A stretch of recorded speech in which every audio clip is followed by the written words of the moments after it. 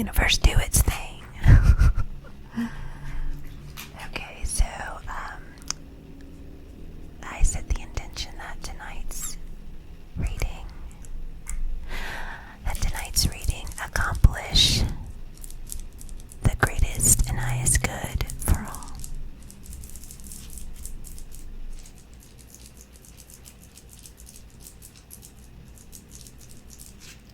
Put that right there. Okay. Alright, here we go. And then we are going to clear our space with the essential oil spray, which I need to make some more.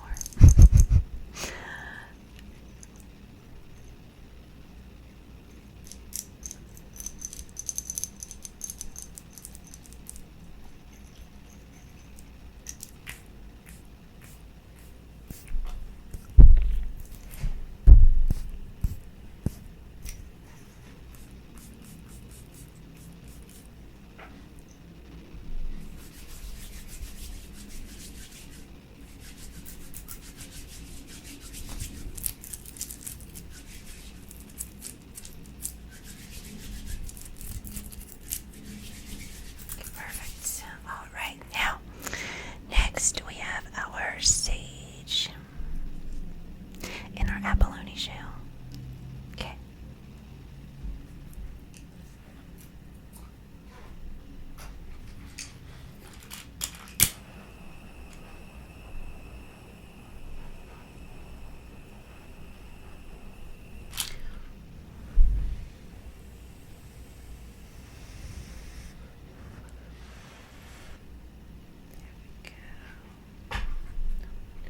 There we go. Can you see that smoke? In a clear space now, actually.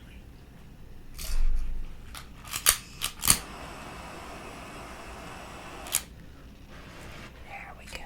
That's what we need right there. Just going to move this back here.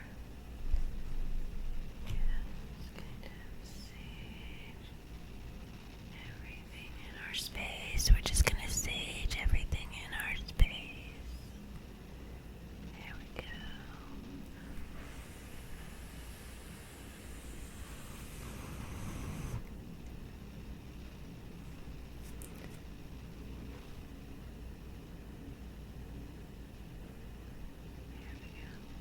Okay, just gonna set that right there so it can do its thing.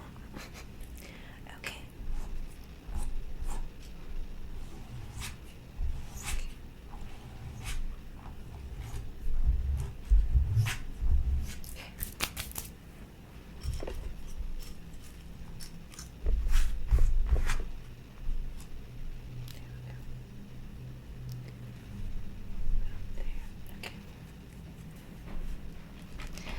Okay, so let's go ahead and get into chapter 20's summary.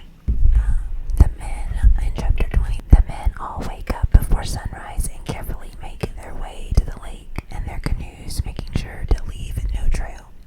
So they're leaving the fort now. By dawn, they approach the narrows of the lakes. Remember, that was our footnote, which are a cluster of several islets so close to each other, one can really just use them kind of like as a bridge of sorts. They notice some smoke above them on the islands and try to avoid being seen, but it's too late, and two Huron canoes start chasing them, and so they're outrunning them. Our five main characters are, but then another Huron canoe cuts them off up ahead, and so our five characters cut westward and end up parallel to that Huron canoe, and thankfully an islet comes between them and they gain a little safer distance. Then as they canoe out of the range of the Hurons' short rifles, Hawkeye uses Kill Deer, his long rifle, and wounds one of the Hurons, thus letting our five main characters get away. So, they get to the shore, they safely get to the, they use some tactics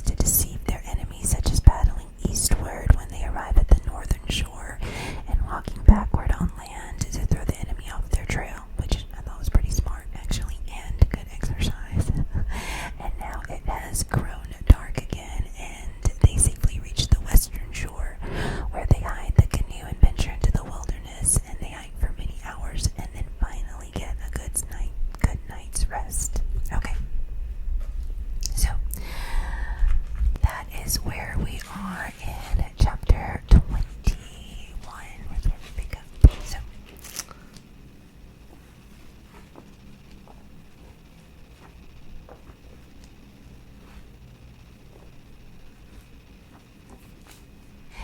if you find a man there, he shall die of flea's death. Merry Wives of Windsor, which is Shakespeare.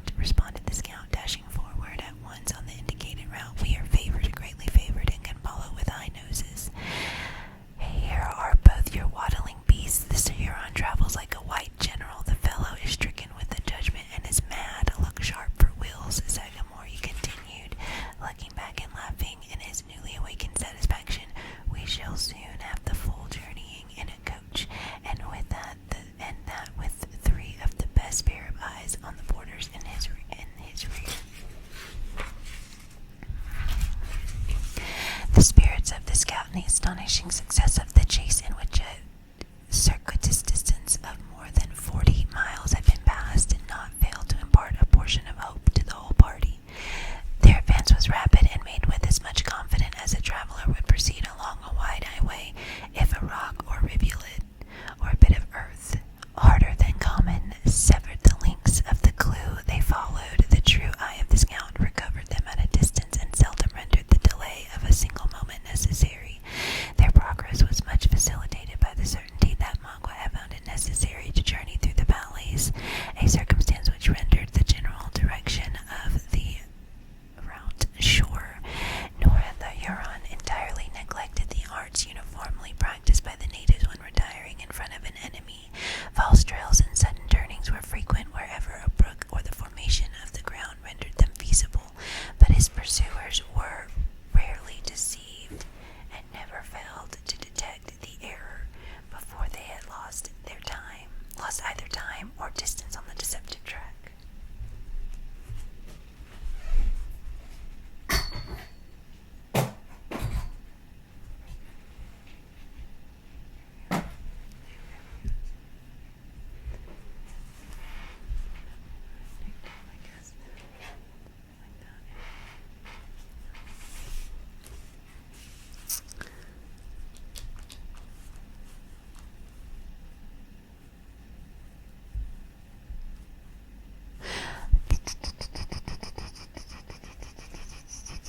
By the middle of the afternoon, they had passed the Skaroons and were following the route of the declining sun. After descending an eminence to a low bottom through which a swift stream glided, they suddenly came to a place where the party of Le Renard had made a halt. Extinguished brands were lying around a spring.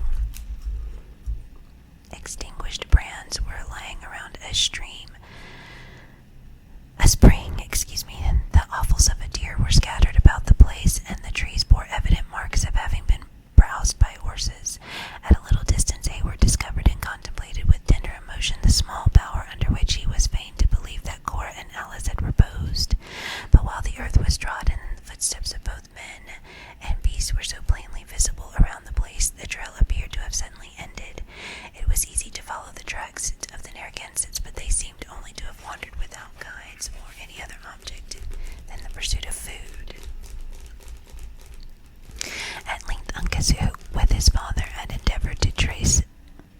The sticks were removed and the stones lifted, for natives' cunning was known frequently to adopt these objects as covers, laboring with the utmost patience and industry to conceal each footstep as they proceeded.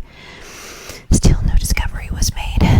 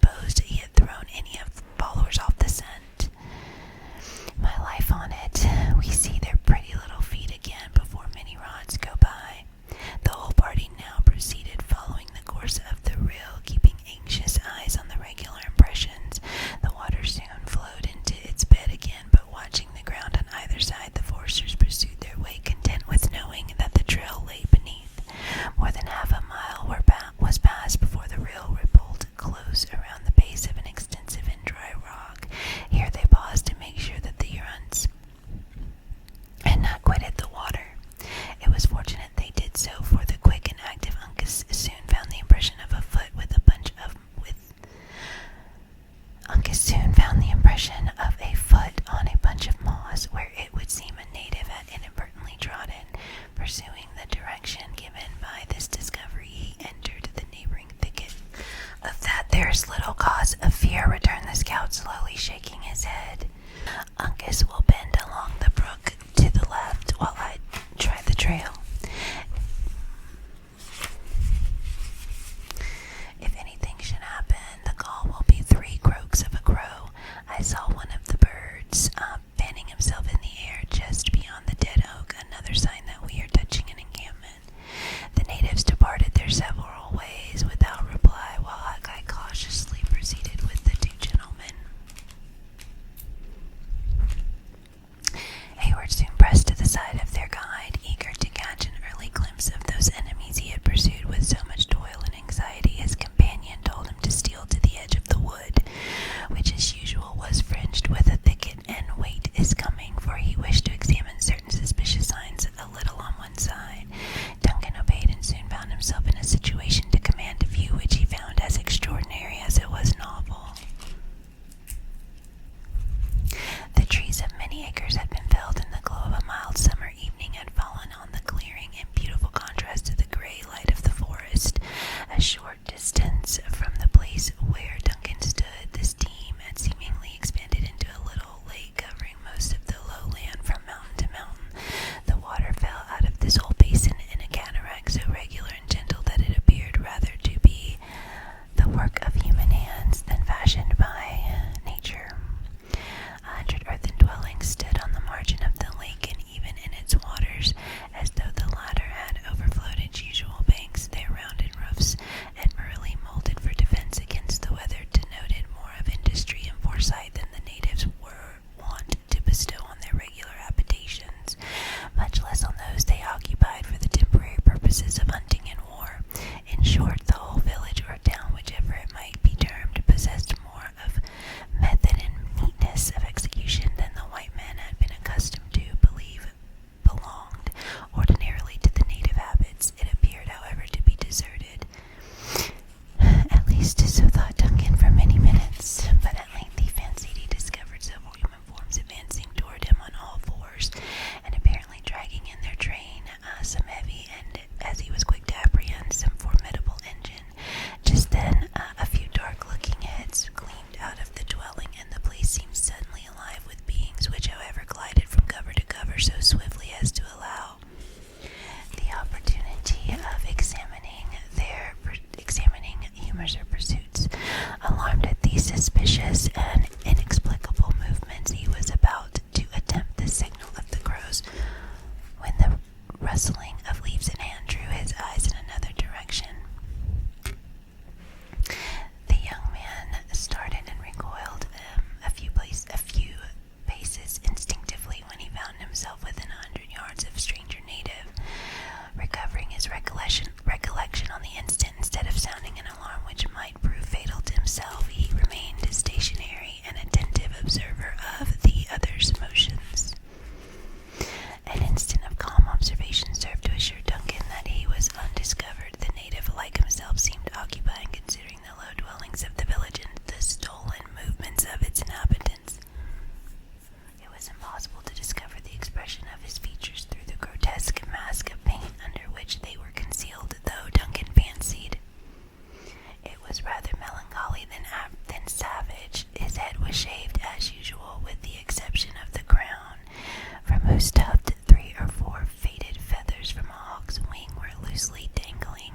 A ragged calico mantle half encircled his body, while his nether garment was composed of an ordinary shirt, the sleeves of which were made to perform the office that is usually executed by a much more commodious arrangement. His legs were, however, covered with a pair of good deerskin moccasins, although altogether the appearance of the individual was forlorn and miserable.